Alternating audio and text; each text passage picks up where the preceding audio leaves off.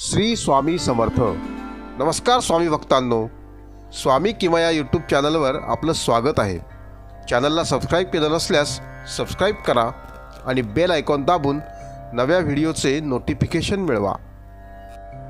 मित्रांनो, दत्त उपासनेमध्ये अन्नदानाला अत्यंत महत्त्व दिलेले आहे। किंबहुना अन्नदानाशिवाय दत्त उपासना पूर्ण होऊ शकत नाही।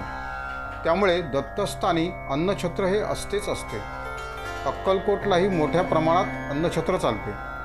विशेष म्हणजे कितीही भक्त जेवले तरी या ठिकाणी कधीही अन्न कमी पडत नाही। गुरुचरित्र, नवनाथ चरित्र, स्वामी चरित्रात याची अनेक उदाहरणे आपल्याला पाहायला मिळतात। असाच एक स्वामींच्या चरित्रातील प्रसंग आपल्याला सांगणार आहे। मित्रांनो, अक्कलकोट आणि सोलापूरच्या मध्ये रामपूर म्हणून गाव आहे। तेथे रावजी पाटील नावाचे ब्राह्मण व त्यांची विठाबाई म्हणून एक नातलग होती। दोघेही स्वामी भक्त होते। एकदा सेवेकऱ्यांसह स्वामी रामपूरमध्ये आले। 40 ब्राह्मण जेव घालण्याचा रावजीचा नवस होता। महाराज रामपूरला आल्याचे पाहून नवस पूर्ण करण्यासाठी 40 लोकांचा स्वयंपाक त्यांनी विठाबाईला करायला सांगितला। स्वामी महाराज रामपूरला आले आहेत ही वार्ता सोलापूर तसेच इतर आजूबाजूच्या गावात पसरताच हजारो लोक दर्शनासाठी येऊ लागले। त्यामुळे रामपुरात प्रचंड गर्दी उसळली।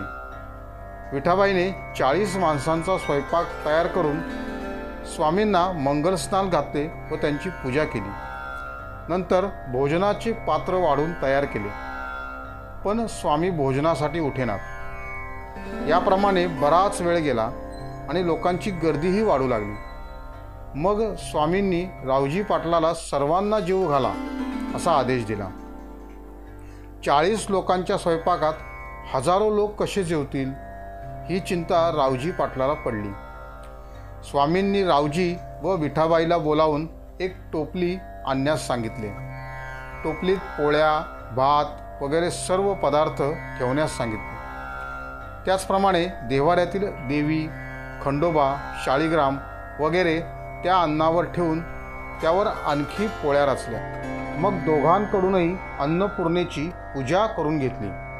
विठाबाईला डोक्यावर टोपली घेऊन तुळशीला 3 प्रदक्षिणा घालण्यास सांगितले। मग ती टोपली महाराजांनी स्वतःजवळ ठेवून पंगत वाढण्यास सांगितली।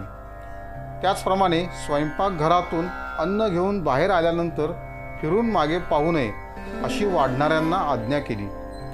त्याप्रमाणे जेवणास सुरुवात झाली। पहिली पंगत 400 पानांची उठली।